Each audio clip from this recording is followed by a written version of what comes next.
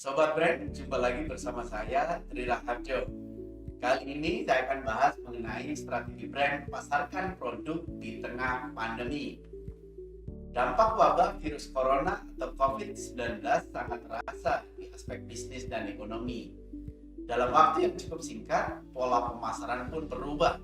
Terlebih ketika diberlakukan social distancing dan juga pembatasan sosial berskala besar atau yang kita kenal dengan PSBB. Pemasar harus putar otak untuk bisa memasarkan produk atau jasa mereka ke konsumen sebagai strategi brand bertahan di tengah pandemi virus COVID-19 ini. Saya melihat para pelaku bisnis optimalkan pemasaran online dan digital branding sebagai sarana komunikasi dengan target konsumennya. Dampak dari bencana wabah virus corona memukul banyak sektor bisnis di Indonesia. Beberapa sektor bisnis yang berpotensi mengalami penurunan penjualan seperti bengkel, restoran, salon, spa, properti, MICE, tour and travel, hotel, transportasi, penerbangan, mall, fashion, dan beberapa sektor bisnis lainnya. Meski begitu, ada beberapa sektor bisnis yang berpotensi stabil dan mengalami kenaikan seperti produk kesehatan yang sangat dibutuhkan pada saat pandemi. Nah, produk-produk yang berpotensi mengalami kenaikan antara lain e-commerce, minimarket, toko sembako, apotek, toko jamu, provider internet, jasa penyedia video conference, dan berbagai bisnis lainnya. Melihat permasalahan tersebut, para pelaku brand harus menyikapinya dengan cakap dan tepat untuk merubah strategi penjualannya, sehingga diharapkan tidak terjadi drop penjualan yang signifikan saat diberlakukannya social distancing seperti ini. Untuk tetap dapat bertahan di tengah pandemi, para pelaku brand harus bisa mensiasati dan beradaptasi. Mulai dari fokus ke pemasaran digital, baik melalui website, e-commerce, social media, search engine, bahkan melakukan penjualan melalui marketplace, dan juga membentuk tim khusus seperti reseller untuk menjual produknya. Karena saya melihat di tengah pandemi virus corona ini ada ancaman sekaligus peluang. Bagi pemasar tentunya harus dapat menangkap peluang tersebut. Terlebih saat ini korban PHK atas dampak pandemi ini sudah mencapai lebih dari 1 juta orang. Solusinya bagi para korban PHK adalah dengan mencari alternatif lain dengan menjadi reseller atau penjual dari produk-produk yang dibutuhkan pada saat ini.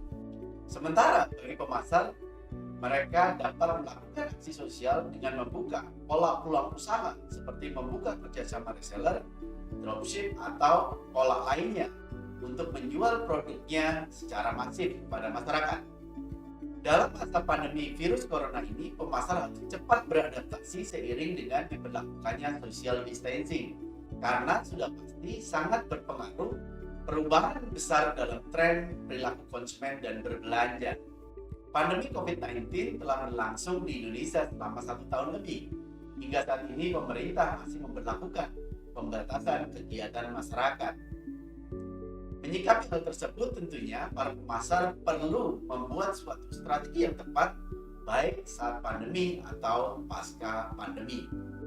Dalam hal ini, saya amati strategi brand dan memasarkan produk di tengah wabah COVID-19 apa saja. Contoh, produk elektronik misalnya, mereka dapat membuka layanan belanja dari rumah. Begitu juga bisnis retail dapat membuka layanan pesan delivery.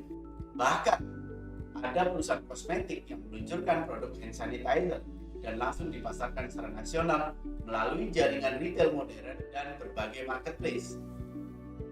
Kalau pemain kuliner saat ini mulai beralih membuat produk ready to eat, ready to cook, dan juga ready to drink, serta frozen food yang dipasarkan melalui konsep pesan antar, konsep reseller, dan juga penjualan melalui marketplace.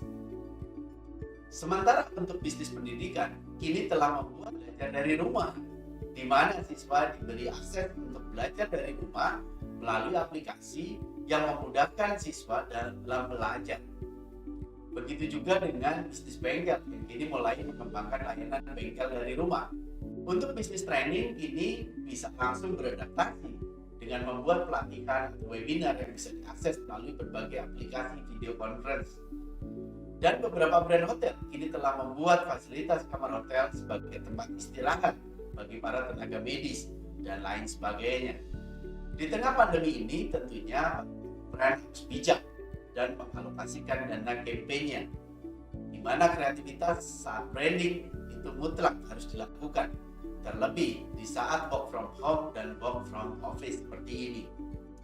Kegiatan branding yang dilakukan pun beragam, mulai dari kegiatan CSR yang terkait pandemi virus corona, campaign belanja dari rumah, branding melalui media online, media sosial, website mereka, membuat online festival dengan memberikan diskon khusus, dan lain sebagainya. Untuk mensukseskan program pemasaran di masa corona ini, prinsipal wajib lakukan koordinasi secara intens dengan distributor, agent, dan jaringan penjualan retailnya. Hal ini dilakukan untuk mencapai target penjualan yang diinginkan. Demikian tips dari saya. Terima kasih. Sampai jumpa di video selanjutnya. Salam brand.